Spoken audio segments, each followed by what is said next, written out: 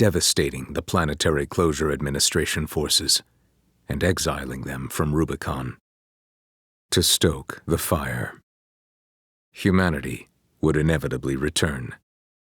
Coral, a sublime substance. And the Rubicon Liberation Front's hopes of fighting an exhausted foe were dashed. The fires of Raven.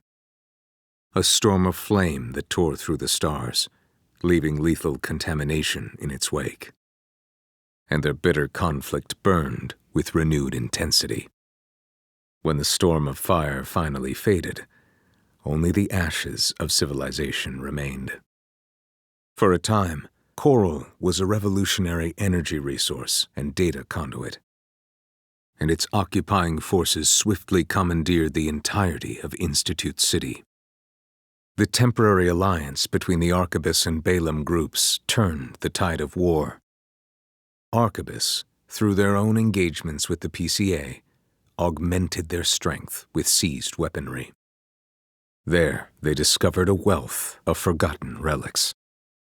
Ruined and haunted, the corporations made a joint announcement with the Planetary Closure Administration.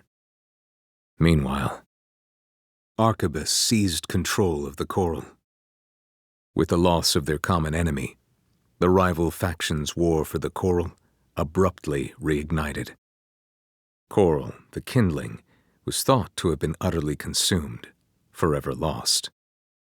However, Rubicon was to be abandoned, left a dead planet forever.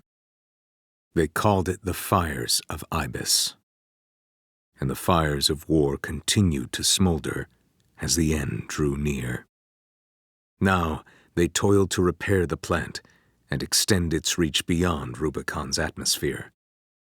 On Rubicon, the embers continued to burn. Though it was the Iceworm mission, led by Balaam, that dealt the decisive blow, the Liberation Front no longer had the power to stop them. Poised to transform human society by leaps and bounds. Arquebus also claimed a towering coral siphon, abandoned since the fires, the vascular plant. The balance of power was broken, the scales tipped in Arquebus's favor.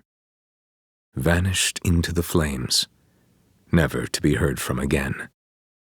Among them, experimental weapons that the Institute kept secret, fearing they were beyond human control. Discovered on Rubicon, a planet on the frontier of developed space. その火種に The monster who burned the stars. There were no winners at the close of the Coral War. Yet history would forever remember. The Ibis series.